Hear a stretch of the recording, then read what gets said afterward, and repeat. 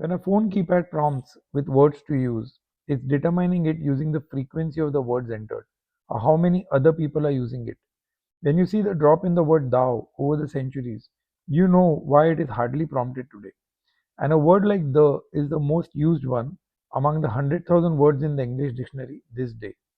It goes the same way with a search engine, which prompts search queries based on the frequency of use.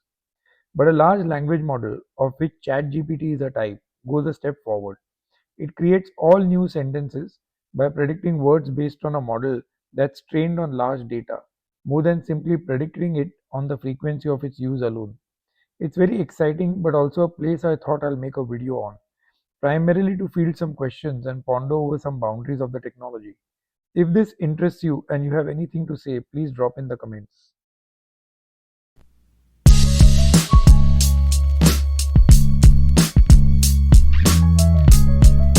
Just to create a mock illustration of how a large language model would go about its work, here are four lines from the famous song, I Just Called to Say I Love You, written by Stevie Wonder. Now consider the words repeated. The word no repeats four times, the word day twice. Say the model apportions weights accordingly. Let's say we now convert the verse to a chart and mark numbers to the branches from the repeating words.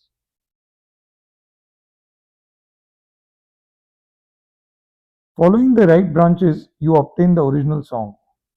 Similarly, the model can take a different path and predict an alternative based on the learning to derive a new song. True, it may not make sense initially, but then let's say you fill in more data. The entire song, the entire work of Stevie Wonder, and the model gets fairly large. And then expanding on the probabilities, eventually it may turn up a song that could make sense. That's what a large language model is supposed to do, and it does. ChatGPT put this in action in an illustration put here a while ago, where I asked it for the difference between a nickel cobalt and a lithium iron phosphate battery. It gives a perfect answer simply by predicting the words. There is no thinking involved. Well, not surprising to see the excitement around the area and an existential threat to some large internet business models. But that's precisely where there are important questions to consider, in my opinion. To understand the impact of technology, at this point, let's look at the report of its creator itself. OpenAI, the creator of ChatGPT, recently reported the impact of large language models. It looked at 19,000 tasks undertaken across 1,016 occupations, rated separately by humans and AI. If the GPT software was deemed to reduce the time it takes humans by half without a drop in quality, it was flagged as disruptive in some form.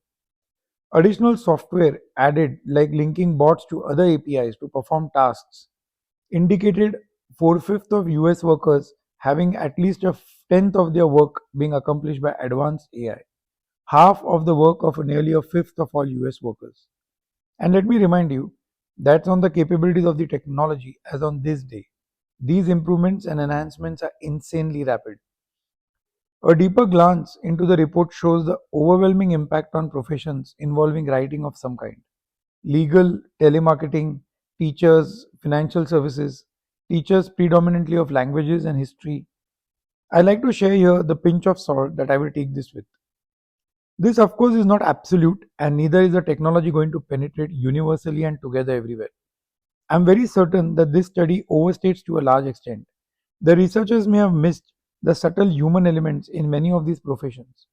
Kindness, human feel, etc. Can say so with reasonable certainty. Besides, the demand of required computational power taken for granted today is also an underestimate, or rather missing. Imagine a Google like search to be undertaken by a bot. That's an insane demand on additional computational needs. Besides other factors, what do you think? Drop in the comments. The world too is now way too alert on data privacy, intellectual property, creativity than how the early internet found it. Trust me, connecting digital services to a bot looks easy, but is anything but once delivering a real service. These things get evident when you actually develop and deliver. ChatGPT is already hitting its limits. JP Morgan Chase and Northrop Grumman have already banned staff from using ChatGPT at work. Besides the many organizations who will struggle to use the technology on account of badly organized data, concerns are already rising with sensitivities like customer information getting fed into the tool at the other end of the spectrum. Then tons of activities that demand high precision are already out of bounds with large language models like ChatGPT. With no explanation of the thinking behind the output, neither any express confidence, the tools offer little comfort. I already saw cases where the output needs to be so frequently appraised that doing it yourself in the first place seemed better. This will, of course, improve, but the current early birds will all be getting more into improving the technology, much like the people buying full self driving from Tesla, paying to help the company. Though I don't think there will be any shortfall on employee enthusiasm and support, least of all any concerns on job insecurity, morale drop, etc. Technology creeps in gradually, and the big macro effects don't manifest instantly. Governments are already seeking comments from the public to fine tune their response to the technology. ChatGPT is a large language model. It predicts responses to deliver by scraping data straight from the internet, inevitably, like many other models that rely on such large data sets. But herein lies an inherent risk. What if the data isn't reliable? And worse still, what if it's been intentionally manipulated to trick the language model? What we call data poisoning. Technically and theoretically, it's a clear possibility and a risk. Remember that algorithms don't think or check facts. In the current form, ChatGPT can't differentiate between fact and fiction and may simply pick information and infringe copyrights. And worse still, spread misinformation, even hallucinate. In a basic bot I had developed in 2017, factually altering only 0.0003% of the source data roughly was enough for the system to start throwing errors. Can you imagine ChatGPT supporting a critical care worker in an intense situation in these conditions? Or even when it's actually generating code for a critical function? Don't wish to get alarmist here, but there is a vulnerability. With the amount of election manipulation we have already seen on the internet over the past decade, this could be yet another threat. Bots could become godlike entities in some parts of the world. Laugh as much, but it's true. And when gods can be manipulated to sprout lies, the outcomes could be crazy. Probably the risk will be self limiting, where lots of data exists. And currently, we don't see much of this risk, as yet the minds likely to engage in this have not yet learned widely enough that the web data can be manipulated, which they will in a matter of time. Surely, many developers are filtering web content prior to feeding it to their models.